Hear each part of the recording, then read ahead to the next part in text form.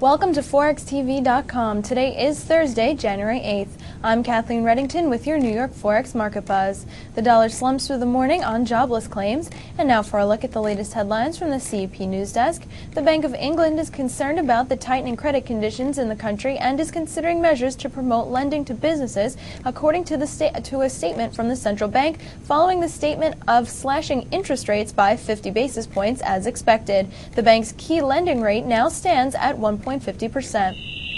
For the second week in a row, first-time claims for unemployment benefits in the U.S. came in far below consensus. The figures are probably skewed by the New Year's holiday, just as the prior week was dismissed as a holiday blip.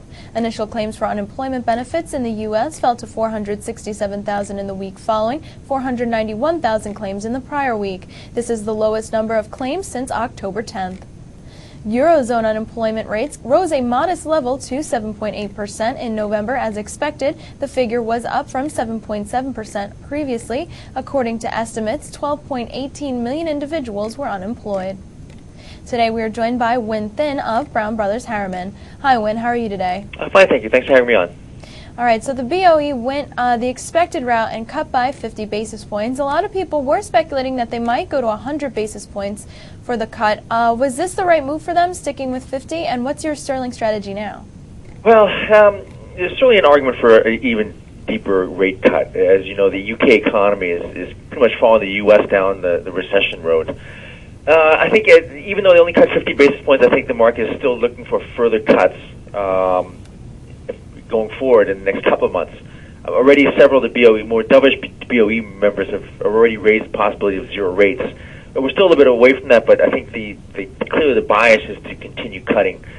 I still remain bullish dollar versus both sterling and euro. Obviously, sterling has been punished disproportionately over the last several weeks, and we've seen sterling come back quite a bit against the euro. But to me, I do think that the U.S. authorities remain the most aggressive in terms of staving off recession. UK is probably trailing, and then obviously the European officials are really just heading up the rear of the pack. So I remain very negative on the Eurozone, not as much, but definitely negative on sterling, and more positive on the U.S. dollar.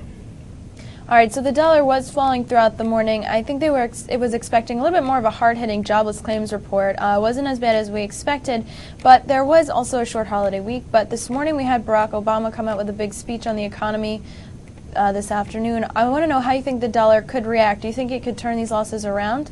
Well, President-elect Obama has been pretty good about signaling his intentions to the market. I think you realize that the market isn't really in the mood for any kind of surprises and unexpected developments unless they happen to be good.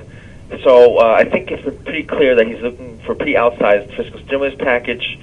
The Fed officials have signaled that they're going to continue pumping monetary stimulus into the system. So that's all priced in. I think what the big development this week was the worst expected ADP report yesterday, which sets up the potential for a worse than expected non-farm payrolls tomorrow. Now, as you may know, the ADP rejiggered its estimates to better mirror the non-farm payrolls, which hasn't done a very good job of tracking it over the last year or so.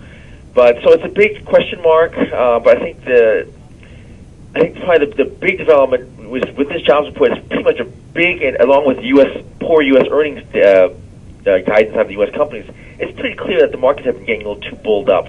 Equity markets have pretty much given back their gains for this year.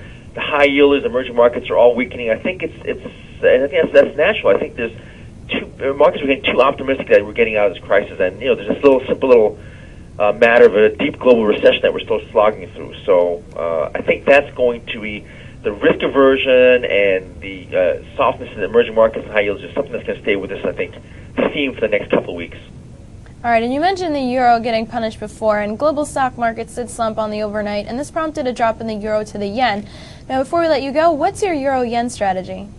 Well, the yen is a funny thing. The way to trade the yen in general, not just against the euro but against the dollars, is sort of used as a barometer. How is the market feeling about the global outlook? How's it feeling about the credit crisis? Now, as markets were getting built up this last couple of weeks, the yen was weakening. But again, I think the market was getting a little too far ahead of itself. We've seen risk aversion pick up, risk appetite falling, so it's natural to see the yen gain. I think that's going to be sort of the highlight for yen trading over the next few weeks. Is that it's probably be on the firmer side. I mean, it's not that it's on Japanese fundamentals, but the fact is that I think that people are getting too optimistic that we're out of the woods. The flows coming out of Japan haven't been seen yet. I mean, people have been speculating about it, but the weekly data has not quite yet confirmed that. So, I would say that the dollar yen is probably in sort of a 90, 92, 93 range. It's going to take we really need to see this credit crunch and crisis clear before we get any back above 95 and above. All right, Win, thanks for being on the show today. Oh, my pleasure. This has been your New York Forex Market Buzz with Win Finn of Brown Brothers Harriman. I'm Kathleen Reddington. Join us later this afternoon, 4 p.m. exchange, right here on ForexTV.com.